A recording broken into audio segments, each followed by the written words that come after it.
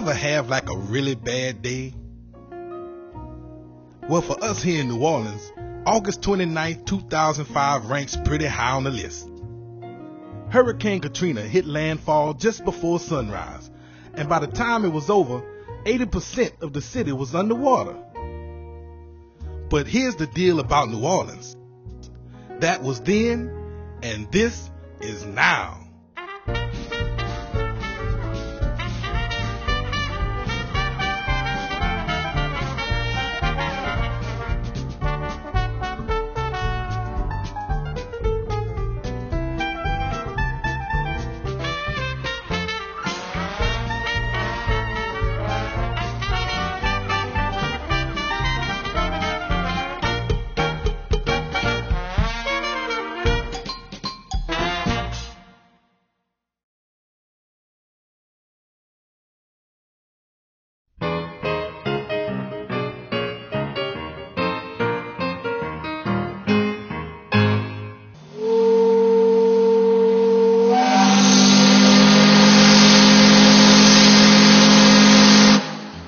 The mighty Mississippi.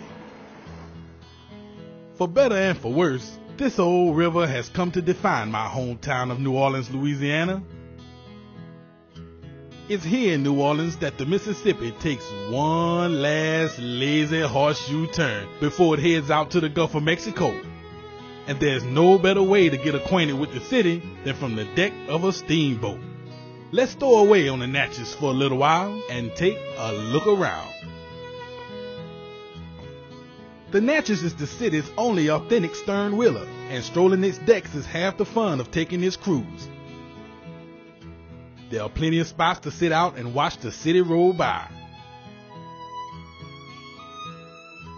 In addition to this 2-hour tour, there's also a dinner cruise in the evening featuring some of the best food and the hottest jazz you'll find anywhere. As we start to move downriver, we glide past one of the most famous spots in all of New Orleans, Jackson Square, our first stop along the waterfront. This lively public square was originally called the Place d'Armes, but after the famous Battle of New Orleans in 1814, the square was renamed after the hero of the battle, future President Andrew Jackson. These days, a statue of Jackson on horseback is the centerpiece of the square. And every day, the area around the statue teems with artists, street musicians, fortune tellers, and pretty much anyone else with something to sell. Just down the way a bit are two more must-sees here in town, Café du Monde and the French Market. Café du Monde, right on the edge of Jackson Square, has been the most famous spot in the entire city to grab a beignet and a cup of coffee since 1862. What's a beignet, you might ask? Well, first off, if you have to ask that question, this must be your first time in New Orleans.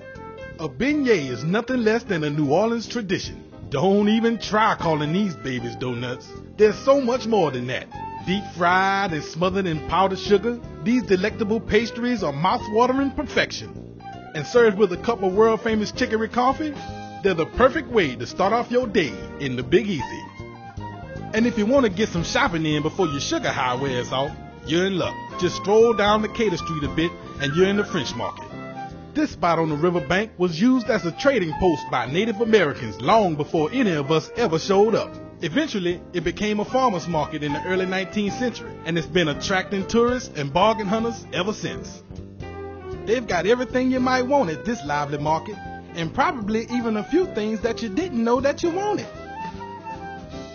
Souvenirs and doodads, large and small, are everywhere, and further down the way you can find the same fruits and vegetables that got the market going nearly 200 years ago. Back on board the Natchez, we can really get a feel for the lay of the land around here.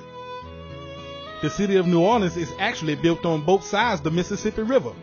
The natural levees on shore here made it seem an ideal spot for the French to set up shop when they were starting to settle the Louisiana territory back in the early 18th century. This location was also a good spot to set up a port for ship traffic up and down the Mississippi. Even today, the Port of New Orleans is still very much in business. It's the 5th busiest port in the United States on its own, And when combined with the port of South Louisiana not far from here, it becomes one of the busiest port systems in the entire world. As the Natchez makes a big turn and heads back upriver, we can see downtown New Orleans. That's known around here as the Central Business District, or the CBD as it's sometimes called. Close to the CBD is one of the riverfront's most popular attractions, the Audubon Aquarium of the Americas. This is one of the handful of truly world-class aquariums in the country. Open since 1990, the Aquarium of the Americas has been showcasing marine life to thousands of visitors every year. As its name suggests, the aquarium focuses on creatures from North and South America. From the Amazon, to the Caribbean, to right here in the Mississippi Delta. This great attraction took a big hit during Hurricane Katrina, when it lost literally thousands of fish. But since then, it's come roaring back, and its rebirth has become a source of pride for everyone in town. Plus, who doesn't like to see fish? Not far from the aquarium is the Canal Street Ferry, which takes people across the river to the historic Algiers section of town. Now, Algiers is probably not exactly the first place I'd take you if I was showing you around New Orleans, but the area was one of the first suburbs of the city, and there are many historic buildings and houses near here that make for a nice walking tour. Welcoming you to Algiers is a statue of one of New Orleans' most famous native sons, the one and only Satchmo, Mr. Louis Armstrong himself. And let me tell you one thing about Pops Armstrong. The man could blow some horn.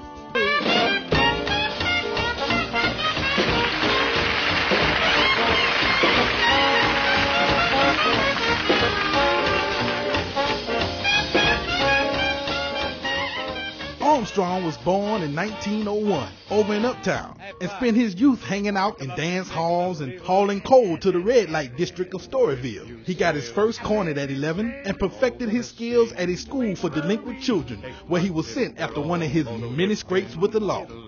By the time he was a teenager, he had become one of the best players in town, learning from local legends like Buck Johnson, Buddy Petit, and King Oliver.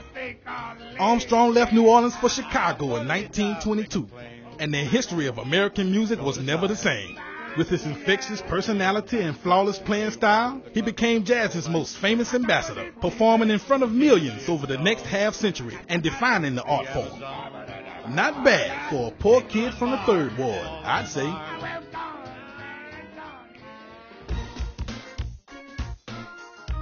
Back on the river, we slide under the Crescent City Connection Bridge and head upriver towards New Orleans' famous Garden District. But right before we get there, let's stop by Blaine Kern's Mardi Gras World for a bit.